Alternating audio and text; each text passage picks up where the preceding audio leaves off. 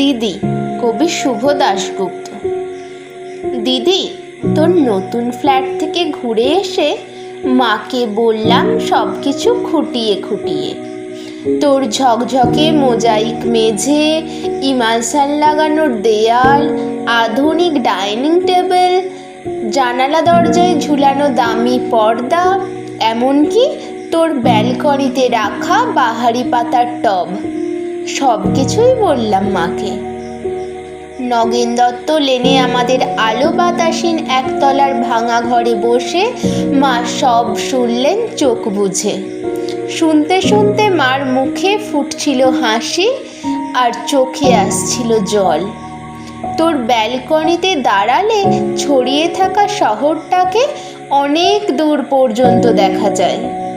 বসবার ঘরের দেয়ালে নতুন কেনা একটা সুন্দর পেন্টিং ঘরটাকে কি গাম্ভীর্যে ভরিয়ে তুলেছে। এসব কিছুও মাকে বললাম। চোখ বুঝে শুনতে শুনতে মার মুখে ফুটে উঠছিল হাসি আর চোখে আসছিল জল।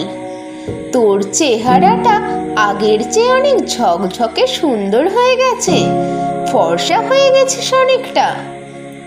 যদিও তোর হাসিটা আছে ঠিক সেই ছেলেবেলারই মতো।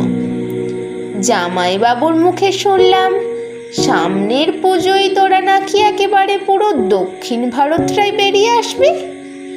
মা নগেন দত্ত লেনের অন্ধকার ভাঙাচোরা ঘরে বসে এইসব শুনতে শুনতে হেসেছে, আর কেন জানি না মার চোখে এসেছে জল। সব কিছুই বলেছি দিদি, শুধু তোর ডাইনিং স্পেসে রাখা দুধ সাদা রঙের ওই ফ্রিজটার কথা মাকে বলিনি। তোর বিবাহবার্ষিকীর উজ্জ্বল সন্ধ্যায় তুই যখন গা ভর্তি গয়নায় অপরূপা হয়ে ফ্রিজের মাথায় হাত রেখে হাসছিলি, তখন যে তোকে কি দারুণ সুন্দর লাগছিল মাকে বলিনি সে কথাও।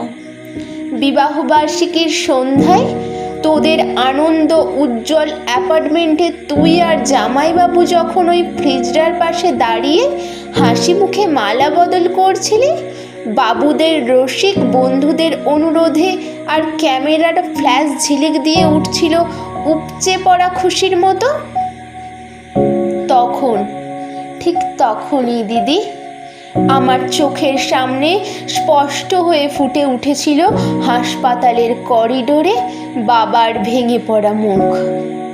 ভেতরে মা তখন অপারেশনের পর অচৈতন্য।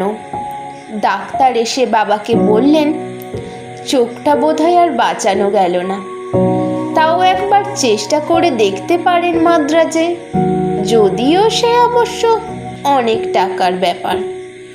হাড়ি কাঠে আটকে পড়া অসহায় শিশুর মতো করুণ দেখাচ্ছিল তখন বাবার মুখটা।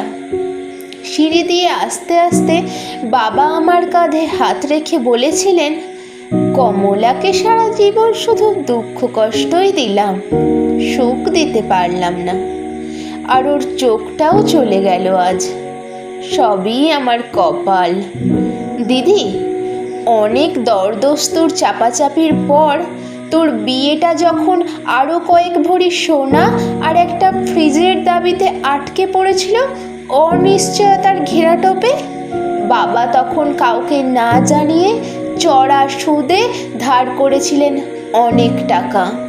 সামান্য মাইনের প্রাইভেট কোম্পানির চাকরি করা বাবা বেঁচে থাকতে থাকতে অন্তত একটা মেয়েকে পার করার দুরন্ত আশায় ঝুঁকি নিয়ে ফেলেছিলেন অনেকটা। চোখের জল আর রজনীগন্ধার সৌরভকে পিছনে ফেলে তুই চলে গেলি। পড়ে রইলাম আমরা, মা, আমি, আর পড়ে রইল নগেন দত্ত লেনের অন্ধকার ঘরে বাড়তে থাকা সুদের বোঝার চাপে তলিয়ে যাওয়া একটা সৎ মানুষ, তোর বাবা, আমার বাবা। দিদি, তোর গা ভর্তি গয়না আর ওই দুধ সাদা ফ্রিজটার কথা মাকে বলা হয়নি কিছুতেই। দৃষ্টিশক্তি খুইয়ে বসা মাকে বাবা বলেননি কিছুই। শুধু অসহায়ের মতো খুঁজেছেন মার মুখে একটু হাসি, বড় মেয়ের ভালো ঘরে বিয়ে হওয়ার একটু তৃপ্তি। সেই হাসি খুঁজতে খুঁজতে ক্লান্ত বাবা চলে গেলেন। এখন নগেন দত্ত লেনের ভাঙা ঘরে বসে মা আর আমি আনন্দেই আছি। একটা আনন্দই বোধহয় সবচেয়ে বড়, এ বাড়িতে আর কোনো দিন সানাই বাজবে না। সাহানায় সানাই, রজনীগন্ধা, বেনারসি, হইচই এসব অপ্রাসঙ্গিক হয়েই থেকে যাবে চিরকাল।